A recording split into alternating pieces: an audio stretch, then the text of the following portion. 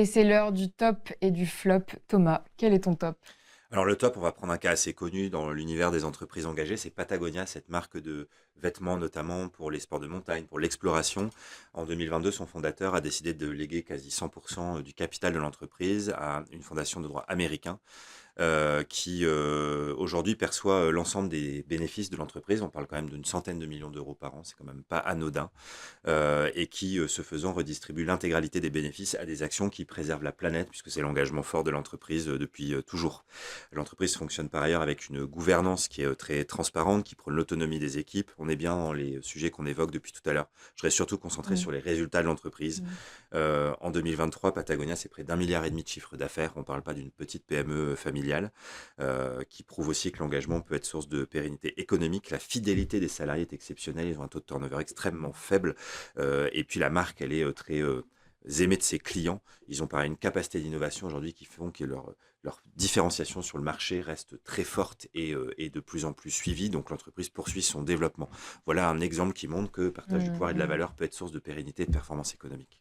Et maintenant, à vous, chers invités, est-ce que vous avez un ou des exemples de réussite à Ah, partager? moi, j'ai un gros coup de cœur en top. Mon top, ça sera Duralex. Donc, Duralex, vous vous Mhm. rappelez, les verres de la cantine, on Ouais, regarde ouais, son ouais. âge au fond. Duralex a été placé en redressement judiciaire en avril 2024 suite à différents choix assez contestables de directions successives, de délocalisation, etc. Suite aussi un peu à des difficultés après le Covid, la pression de la concurrence chinoise notamment. Et les salariés ont repris leur entreprise en scope. Donc, en avril, ils sont placés en redressement judiciaire et quelques mois plus tard, ils fondent une coopérative. Il y a plus de la moitié des salariés qui décident de prendre le risque d'investir dans cette coopérative. Et donc, ils ont relancé comme ça leur entreprise. Ça cartonne. Ils ont reçu un soutien assez vaste. Ils ont des bons de commande qui pleuvent. Mm. Et je pense que c'est vraiment Ouais. un exemple très inspirant Mm. Duralex. Ouais. Élise, Moi, je réagirais aussi sur ce qu'a dit Thomas, donc Patagonia, qui est un super communicant. l'éternel exemple. Oui, c'est ça. Il Et n'y a donc, pas il une y a deux émission où on ans. n'en parle pas, je crois, hein. Ouais, et puis Quasiment. partout où on va, où nous, on va parler, par exemple, des fondations actionnaires ou d'autres sujets, hein, partage, pouvoir, valeur. On voit que Patagonia, les gens ont connu, en fait, le modèle de fondation actionnaire par ça. Mais en fait, comme je l'ai dit tout à l'heure, ça existe depuis très longtemps dans d'autres pays. On parle de Rolex, etc. Mm. Et puis surtout en France, depuis 2008. Donc le premier, c'était Pierre Fabre. En fait, je pense que personne ne sait, enfin très peu de gens savent que à plus de 80%, en fait, Pierre Fabre est détenu par une fondation actionnaire et du coup réinvestit des profits dans la recherche et dans d'autres programmes. Et j'aurais aussi envie de dire, les tops, c'est quand même aussi la trentaine, voire je pense un peu plus maintenant, 30-40 entreprises qui, comme Nicolas et comme d'autres, ont déjà transmis tout ou partie de leur capital. Mm. Et ça, il y a des Léa Nature, il y a des Monin, Mm. il y a des entreprises en fait qui sont pas négligeables, Mm. qui avaient moins la force de frappe de communication que Patagonia, mais qui en fait font des choses Mm. super avec tout ça. Ouais, Patagonia, la nature, voilà, il y a vraiment des exemples et des éclaireurs. Mais moi, je vais vous parler d'une toute petite aventure là, qui est en train de naître, mais qui est très symbolique. Ça s'appelle Cruiser, ça va arriver. C'est un jeune Français qui part aux États-Unis, qui fait Berkeley là-bas avec une bourse, qui revient, il a un diplôme pour entrer à peu près où il veut et gagner beaucoup d'argent. Et il vient nous voir au bureau, et il me dit, voilà, moi j'aimerais dans la musique faire la même chose que c'est qui le patron. Il me cite une phrase, 1% des artistes dans le monde captent 96% de la richesse produite par le monde musical. Il dit, c'est pas possible. Donc sur ce modèle-là, j'abandonne effectivement mes droits, mon rêve éventuel d'entrepreneur devenant très riche. Je veux partager un projet collectif. Et voilà comment une application qui va redonner, partager de la valeur. C'est très, très ingénieux et c'est ludique. Après, il y a de la gamification, des choses que je ne maîtrise pas assez pour bien vous l'expliquer. Mais voilà. Donc la nouvelle génération qui peut faire le choix d'aller gagner beaucoup d'argent dans une boîte avec un diplôme important, Mm. dit je me départis de cette partie de capitalisation pour faire un projet qui me rend heureux en partageant. Voilà, donc la nouvelle génération, on en a parlé tout à l'heure, elle n'est pas forcément. Vous disiez que c'était pas forcément tous les plus jeunes qui étaient comme ça, On en parle en off. mais franchement, j'ai espoir que ça change. On se disait tout à l'heure pourquoi, mais parce que de toute manière, on n'a pas le choix. Franchement, sans faire, on sait très bien que ça peut pas continuer comme ça. Et quand on va jusqu'à, vous avez eu Fabrice Bonifay ici, Oui. J'ai vu quand vous avez la connexion à la limite naturelle de cette planète, à nous produire de la richesse, et si on n'en tient pas compte, si on va dans un mur énorme, quoi, voilà. Donc, le réveil, il est chez les consommateurs très clair, mais je pense que les entreprises savent qu'elles ne peuvent pas continuer comme ça parce que ça va s'arrêter. Le modèle actuel va s'arrêter. Donc, on voit même des gens très cyniques nous disent comment on peut faire. C'est comme ça qu'après sont arrivées les entreprises du partage. Allez, on passe au flop. Et Thomas, tu nous parles de WeWork. Alors là, on va parler d'un échec assez retentissant puisqu'il a terminé en faillite. C'est l'exemple de cette entreprise, donc fondée, dirigée par un type qui s'appelle Adam Newman, qui était le PDG, qui a exercé un contrôle très fort dans une logique de management qui aujourd'hui est assez connue pour être toxique, qui a concentré beaucoup de pouvoir. Avec un exemple, hein, c'est qu'il détenait 65% des droits de vote alors qu'il était minoritaire dans le capital. Donc il avait organisé l'entreprise pour lui-même avoir un maximum de pouvoir entre ses mains. Voilà, avec le résultat final qu'on connaît, mais surtout avec une entreprise qui a connu une valorisation boursière de 47 milliards de dollars en 2019, mais basée sur une bulle spéculative, un modèle économique qui n'était pas réellement viable, mais des actionnaires satisfaits parce qu'ils voyaient les gros sous arriver dans la façon dont était développée cette entreprise. Finalement, en 2019, l'introduction en bourse est avortée. Adam Newman sort avec un parachute doré d'1,7 milliard, mais licencie en même temps 2400 personnes. Alors, à voir quelle est la notion de réussite qu'on a envie de servir. Et finalement, faillite de WeWork en 2023. Voilà un exemple d'une gouvernance très peu partagée et d'une façon de partager la valeur qui est concentrée que sur les détenteurs du capital qui montre bien que ça marche pas à tout. Même question, je m'adresse à vous. Est-ce que vous avez identifié des flops à nous partager? D'échecs ou à moindre échelle, au moins de petits flops? Est-ce qu'on peut faire un espoir de flop? Un espoir de Ouais. flop, Tout est permis, ok. Béatrice, soyez J'aurais un libre. espoir de flop. Bah, pour moi, c'est un flop, mais c'est encore une réussite économique. Mais pour moi, c'est Total le flop, le contre-exemple absolu en termes de partage de la valeur et du pouvoir. Total est devenu Total Energy, a lancé une grosse campagne de greenwashing en essayant de donner à voir qu'ils investissaient dans les énergies vertes. Et ça s'accompagne de suppression d'emplois assez massive. Ça s'accompagne de projets en Ouganda, en Tanzanie, en Antarctique, qui sont des projets qui s'appuient sur de l'appropriation de terres, de la violation de droits humains. Enfin, on est vraiment à l'inverse de ce qu'il faut faire. Alors, pour l'instant, c'est encore une réussite économique, mais c'est tellement précisément à l'inverse de ce qu'on veut faire, et sans parler sur le partage de la valeur, sans parler de l'échelle des salaires, hein.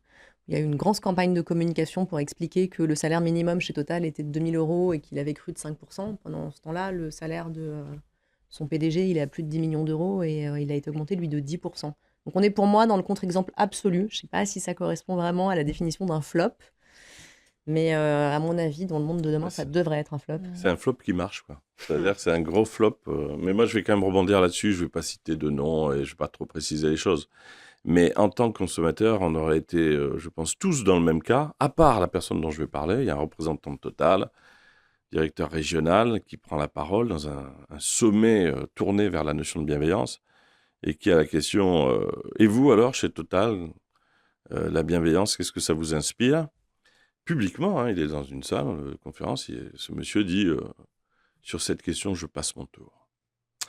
Alors l'interlocuteur lui dit non, précisez quand même, vous avez bien une position sur la bienveillance. Non, pour reprendre ces termes, je suis ceinture blanche de bienveillance pour moi. Et en off, il va m'expliquer. Moi, j'y suis allé de façon très bienveillante, lui demander comment vous pouvez dire un truc pareil en public, en étant chez Total, je ne comprenais pas. Et il m'a expliqué que la bienveillance, c'était un peu une sorte de gros bullshit il fallait pas en tenir compte, qu'il y avait d'autres choses à faire que ça. Donc, vous voyez, je crois que c'est un représentant très isolé. Vous le mettez au milieu de 68 millions de Français, la proportion de gens qui peuvent penser comme ça, elle est tellement petite. Et on voit tout un système qui a mis dans des postes clés des gens seuls capables d'avoir ce type d'idée. Et c'est là où la masse, encore une fois, de bon sens qu'on incarne, elle va rattraper cette absurdité qui ne peut pas tenir. Surtout qu'encore une fois, il n'y a pas un stylo, ni un bureau, ni une porte-fenêtre de la plus grande tour de Total qui n'est pas le résultat du fait qu'à un moment donné, humblement, on ait amené un peu notre argent vers eux, nous les consommateurs et les citoyens. Donc ça paraît parfois un peu caricatural, cette idée. Je crois que tout le monde est mûr là. On ne sait pas où on va. On a de l'argent dans nos poches. Ça, c'est quand même le moteur de l'ensemble du monde économique et donc politique. Et je pense que ça va bouger parce que ce monsieur-là, il ne peut pas rester dans sa position. Voilà, j'espère que monsieur, si vous nous regardez, si vous voulez, on peut venir vous voir, vous parler, vous expliquer à quel point la bienveillance, ça peut être un enrichissement personnel et pour l'entreprise. Voilà, on se tient à votre disposition. Et c'est d'autant plus dommageable dans le cas d'une entreprise comme celle-ci qu'on a besoin qu'elle contribue et qu'elle accélère la transition parce qu'elle adresse en plus des usages qui sont ceux de tous, qui sont s'alimenter en énergie, pouvoir se déplacer.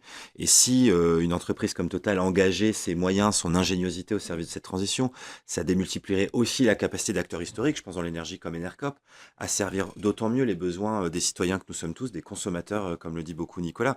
Donc, très très important que des entreprises comme celle-ci aillent peut-être plus vers des modalités par exemple de gouvernance où les parties prenantes, donc ça peut être des citoyens, des acteurs du territoire, etc., puissent davantage contribuer aux orientations stratégiques. Les moyens qu'ils ont sont absolument vitaux pour nous permettre d'engager une transition. Là, c'est à peu près certain que les citoyens, par exemple, les salariés, notamment chez Total, j'imagine que les salariés chez Total, comme moi, ils sont préoccupés par le dérèglement climatique. Ils habitent dans la même société que moi. Donc, je pense que s'ils avaient voix au chapitre, ils ne choisiraient pas d'investir massivement dans le fossile. Ils ne choisiraient pas un dirigeant comme ça. C'est-à-dire que, pardon, avant de... Moi, je peux rebondir sur ce que vous dites, mais il faut se rendre compte, très concrètement, tu dois nommer un directeur régional et tu prends ce profil-là. C'est-à-dire qu'il y a quand même un choix tout à fait délibéré de mettre quelqu'un d'assez insensible à ce qui est un moteur tellement naturel et encore une fois de bon sens chez tout le monde. C'est un choix extraordinaire. Et on ne peut pas devenir complice, nous, avec notre argent, de ses conséquences. On nous rend complices de quelque chose dont on n'a pas spécialement envie. Mais c'est extraordinaire de voir que ces profils-là sont quand même aujourd'hui dans les gouvernances et dirigent des grandes entreprises. Mais c'est là où en fait il y a une question vraiment d'alignement entre peut-être une structure de gouvernance, parce que là on a parlé aussi de modèles qui pouvaient favoriser partage du pouvoir et de la valeur, mais aussi toujours du facteur humain qu'il y a derrière. Et moi j'avais ce que vous disiez tout à l'heure, ça m'a fait penser à un flop intéressant, qui est que, en plus, dans un secteur qui est quand même hautement citoyen, le secteur des médias. Je ne sais pas si vous êtes au courant, mais donc Mediapart est détenu par un fonds de dotation. Tout le montage est sur Internet, vous pouvez voir, c'est un montage très intéressant. 100%. Et ils ont pris ce modèle, en fait, à l'origine, ils ont été inspirés par le Guardian, qui lui-même, en fait, avait fait ça, dans son pays. Et donc, ils ont créé toute une structure originale avec pas mal de garde-fous pour, que c'est lié au secteur des médias. Et suite à ça, en fait, qui est une annonce qui a fait grand bruit et qui a permis de montrer qu'il y avait plein de bienveillance ou plein de bonnes intentions, et peut-être qui, du coup, alignerait davantage les consommateurs et avoir peut-être plus de performance ou de résultats. Certains en ont profité pour faire des annonces donc, dans le même secteur, de la création d'un fonds de dotation, on donne 2-3%, voire même on essaye de laver des dettes, et je ne parle pas forcément de journaux de droite. Je ne fais pas de pub pour un bord ou un autre, mais voilà, il y a quand même des engouements aussi parfois pour ce type de modèle, des architectures de gouvernance qui favorisent certaines redistributions, pouvoir, valeurs, mais qui derrière, le facteur humain joue quand même toujours encore de manière très importante parce qu'on met des gens toujours avec du pouvoir, avec du bagou, et qui sont pas forcément contrôlables non plus derrière, quoi. Je sais pas si j'ai le temps de dire un mot sur la question de la presse. Parce on passe au débat. Là, il y a quand même un enjeu très fort en plus, qui est l'enjeu de l'indépendance de la presse, qui aujourd'hui devrait nous préoccuper collectivement de manière un peu plus certaine. Et donc, j'en profite pour dire que Enercop, avec d'autres, on vient de constituer une société coopérative d'intérêt collectif qui s'appelle COP Média et qui est destinée à soutenir l'indépendance de la presse avec des médias comme Mediapart, comme Vers le Média, comme Reporter, différents magazines qui ont trouvé un modèle économique qui garantit leur indépendance. Et l'idée, c'est de bien pouvoir soutenir cette presse indépendante.